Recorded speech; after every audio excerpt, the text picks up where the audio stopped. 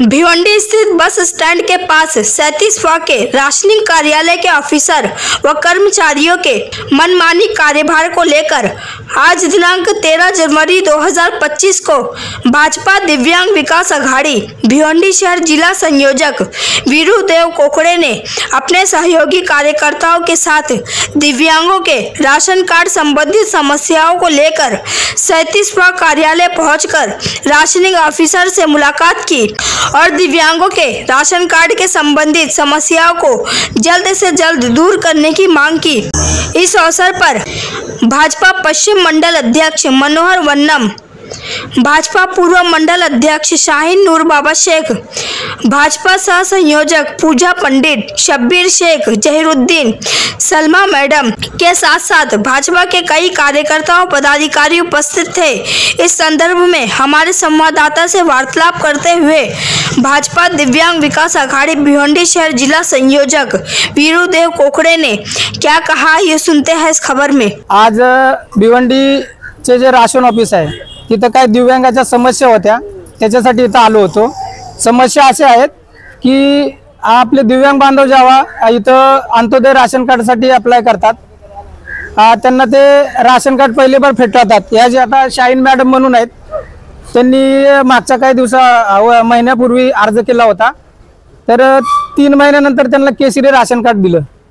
त्याचा येऊन जाब विचारल्यानंतर त्यांनी फक्त राशन कार्डचा पिवळा राशन कार्ड कलर करून दिला। त्यानंतर 6 महिन्यानंतर उत्तर असं दिलं की आमच्याकडे टंक शिल्लक नाही। त्या 100% अंध दिव्यांग आहेत, अशा लोकांना 6 महिने फिरून नंतर त्यांना टंक नाहीत किंवा त्यांची पिवळ्याचे केसरी करून देणं, ऑनलाईन नाही, साहेब नाहीत, अशा प्रकारे अनेक समस्याला दिव्यांगाला तोंड द्यावं लागतंय। आज हे 4 ते 5 असे प्रकार आहेत। आज हे दिव्यांग महिलेनं काय 3 महिन्यापूर्वी अर्ज केला होता राशन कार्ड भेटावं म्हणून। 3 महिन्यानंतर तिचा फॉर्म इथं गायब झालाय असं सांगितलं गेलंय आणि तुम्हाला ते डबल अप्लाय करून तुम्हाला ते मिळेल। अशा प्रकारचं जर दिव्यांगाची हेळसांड या ठिकाणी थांबली नाही तर आम्ही भाजपा दिव्यांग विकास आघाडीच्या माध्यमातून तीव्र आंदोलन करू व जे असे निष्क्रिय आहेत यांना निलंबित करण्यासाठी आम्ही शासनाकडे मागणी करू। आता तुम्हाला काय आश्वासन दिले? आश्वासन दिलंय की आता साहेब नाही आहेत, बुधवारी या, बुधवारी बघू। आम्ही तेही त्यांचं बोलणं ऐकून आम्ही जातोय, परत बुधवारी येणार आहे।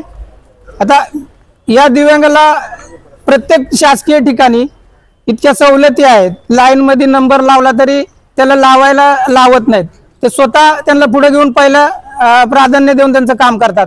आणि या राशन ऑफिस मध्ये मात्र 6 महिन्यानंतर त्यांना राशन कार्ड भेटतं आणि त्यांना अनेक प्रकारे त्यांना त्रास दिला जातो। याच राशन ऑफिसचे कमीत कमी 8 ते 15 दिवसात नवीन राशन कार्ड बनवून देतात एजंटच्या माध्यमातून आलेलं। आम्ही त्यांना एजंटच म्हणू, काय त्यांचे ते सगळे संबंधी नाहीयेत, त्यांचं वैयक्तिक स्वार्थ असल्यावर ह्या गोष्टी बनत नसतील याचा आम्हाला पूर्ण त्याची शाश्वती आहे। तर अशा प्रकारचे जे यांनी दलालगिरी चालू केली, दलालगिरी यांची थांबवून जे लोक अशा प्रकारे काम करतायत या लोकांना सबक शिकवून त्यांना निलंबित करण्याचा आम्ही आमच्या पुढील आंदोलनाच्या माध्यमातून काम करू। 3 महीने से फिर रहे हम लोग, वो साहब के पास जाते, बोले लोखंडे साहब के पास जाओ, लोखंडे साहब के पास गए तो बोले तुम्हारा फॉर्म गुम गए, नया फॉर्म दिए, बोले नया फॉर्म भरो।